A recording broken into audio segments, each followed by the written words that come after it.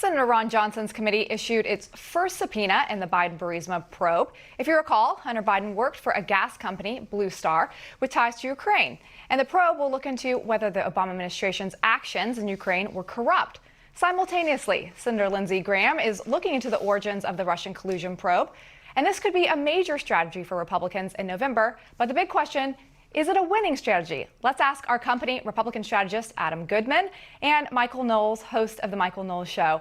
Gentlemen, thanks for being here with us. Welcome back.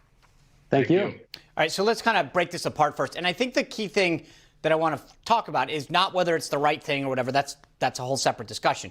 But is it a politically smart thing? So let's start with what Senator Ron Johnson of Wisconsin is doing in the Homeland Security Committee. He's looking into this whole Hunter Biden, Burisma deal where he got paid $50,000 a month to sit on a board of a company that he had absolutely no experience to be on, and whether or not there was any concern there. So he wants all these documents. So, Michael, let me start with you.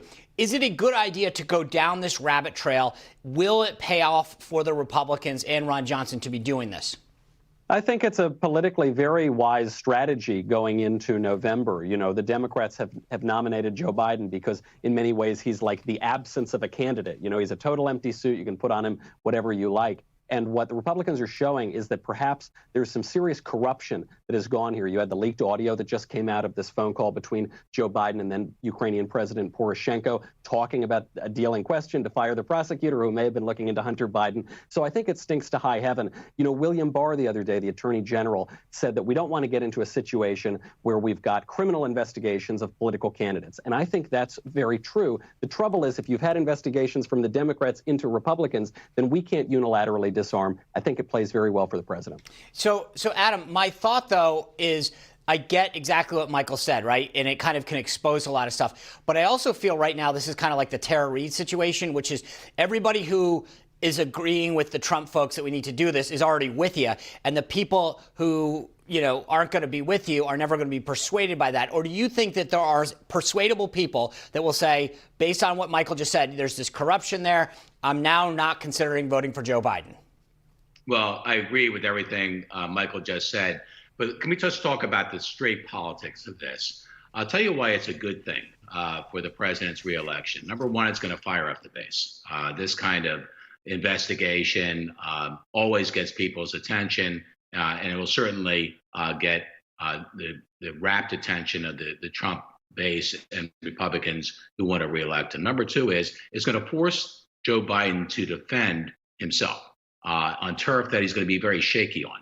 And we've seen already in the early debates, in particular, Democratic debates, how bad I think Joe Biden has been on his feet when he's under attack. All of which leads to number three, which is what this is all about.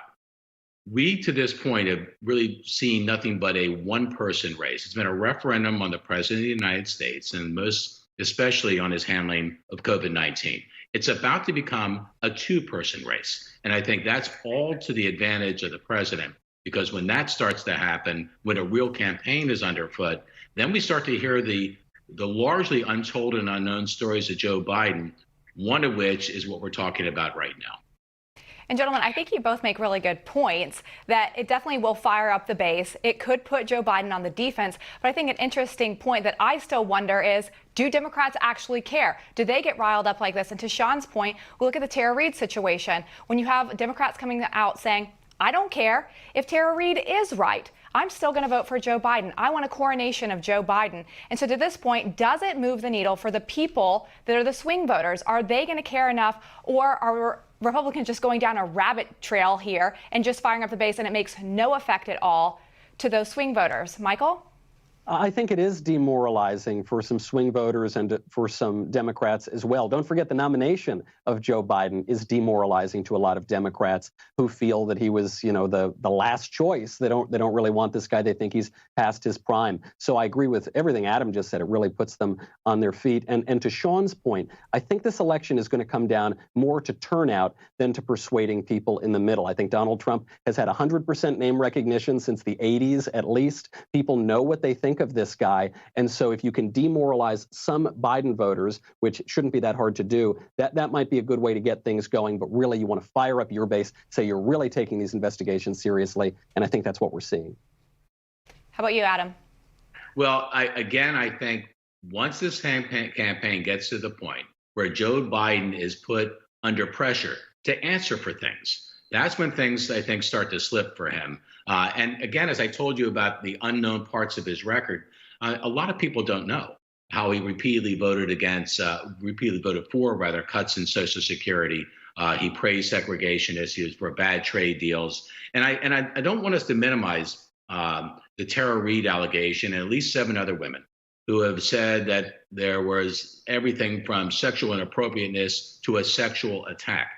When Joe Biden has to answer for these, as opposed to how he's going to get his next cup of coffee and walking from his studio in his den to his kitchen, which is what his campaign's been for 60 days, I think you're going to see a different kind of Joe Biden, and that is all to the good of the president, his reelection. And I think it will fire up not just Republicans, it will fire up a lot of other Americans who are looking for real leadership. Yeah, see, right now, though, I would disagree and say that, yes, both bases are fired up. But the Democrats aren't voting for Joe Biden, I think, to Michael's point. They're voting against Donald Trump. They'll vote for a doorknob over Trump right now because they want their agenda is so threatened. Michael, kind of moving on to what Lindsey Graham is doing, which is trying to potentially subpoena folks to find out what happened with all of these people that were on mask, what the origins of the Russian probe were. Is that worth going down for political purposes? That's essential from a political point of view to go down. I mean, it's essential from a justice point of view, but certainly from a political point of view, because we know for a fact that the Obama administration was spying on President Trump while he was running, before he came into office, and was undermining his administration. That is not something that's up for debate. The question is, who knew about it? What did they know? And when did they know it? Now the left is trying to defend themselves and say that in a certain phone call, Michael Flynn's name was not masked in the first place, though there were unmasking requests earlier. Well, it doesn't make me feel any better that they were spying on Michael Flynn earlier than that. Actually, that seems to double down on our need for these investigations. I think they're the right thing to do, and I think it's going to help in November. Gentlemen, Michael, Adam, thank you so much for your insights, and we will see how it does help in November. Thank you. Good to see you.